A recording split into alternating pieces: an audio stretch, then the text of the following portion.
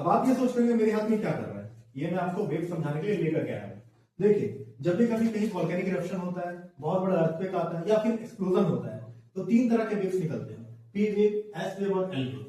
P को कहते हैं प्राइमरी, एस को कहते हैं सेकेंडरी और एल को कहते हैं लव। लेकिन इन चीजों को जानने से पहले आपको जानना होगा ट्रांसवर्स और लॉन्गिट्यूडनल के बीच का अंतर। देखिए, लॉन्गिट्यूडनल का मतलब होता है साउंड के जैसा, ट्रांसवर्स का मतलब होता है लाइट के जैसा। यहां गौर कीजिएगा, ये जो मूवमेंट आपको दिख रहा है ना, ये मूवमेंट, इस मूवमेंट को कहते हैं लॉन्गिट्यूडनल मूवमेंट।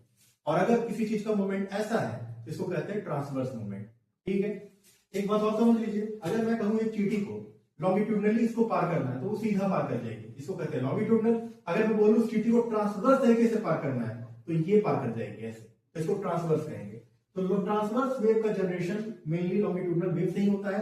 लॉन्गिट्यूडनल वेव के 90 डिग्री पर होकर के ट्रांसवर्स वेव निकल जाती है। अब आगे बात करते हैं, पी वेव्स को लॉन्गिट्यूडनल वेव कहते हैं, लाइट के जैसा, ये साउंड के जैसा एक्ट करता है। ये क्रस्ट, मेटल, कोर तीनों में मूव कर सकता है, सॉलिड, लिक्विड, गैस तीनों में मूव कर सकता है। अगर एस वेव की बात करें तो इसे ट्रांसवर्स वेव कहा जाता है, ये लाइट के जैसा एक्ट करता है और ये कोर में मूव नहीं कर सकता है, क्रस्ट और मेटल में मूव करता है, सॉलिड में इजीली मूव कर सकता है, लिक्विड के सिर्फ सरफेस पर मूव करेगा और गैस में तो मूव करेगा ही नहीं। एल वेव की बात करेंगे तो इसे टर्शियरी वेव कहा जाता है, इसे सरफेस वेव भी कहा जाता है क्योंकि ये सरफेस पर ही मूव करता है। पी वेव और एस वेव को हम बोलते हैं बॉडी वेव क्योंकि ये बॉडी के अंदर सिर्फ मूव करता है।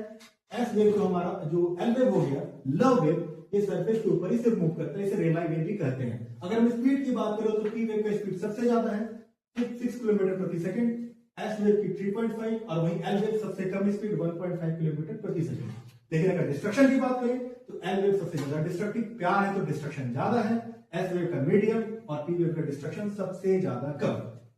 अब हम फ्रीक्वेंसी की बात करते हैं तो पी वेव की फ्रीक्वेंसी सबसे ज्यादा। गौर कीजिएगा, अगर हम यहां से यहां तक गिने तो ये तकरीबन 10-12 हो जा रहा है, यहां से यहां तक गिने तो ये हो जा रहा है तुम्हारा 7 और ये हो जा रहा है 5। तो आप गौर कर रहे हैं फ्रीक्वेंसी के बीच का अंतर। तो पी की फ्रीक्वेंसी सबसे ज्यादा, एस की मीडियम और एल की सबसे कम।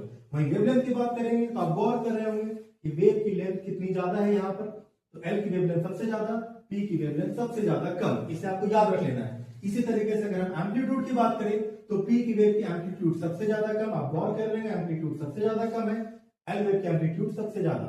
इसी तरीके से मैग्नीट्यूड की बात करेंगे तो पी वेव की मैग्नीट्यूड सबसे ज्यादा कम, एस वेव की मीडियम और एल वेव की मैग्नीट्यूड सबसे ज्यादा। सुनामी वेव की बात करेंगे तो ये सिस्मिक वेव है नहीं, ये जनरेट होता है आपके किसी भी अर्थक्वेक आने के कारण, जो है समुद्र में जो बहुत बड़ी बड़ी वेव बनती है उसके कारण सुनामी वेव का जनरेशन होता है, तो इसे सिस्मिक वेव नहीं कहेंगे।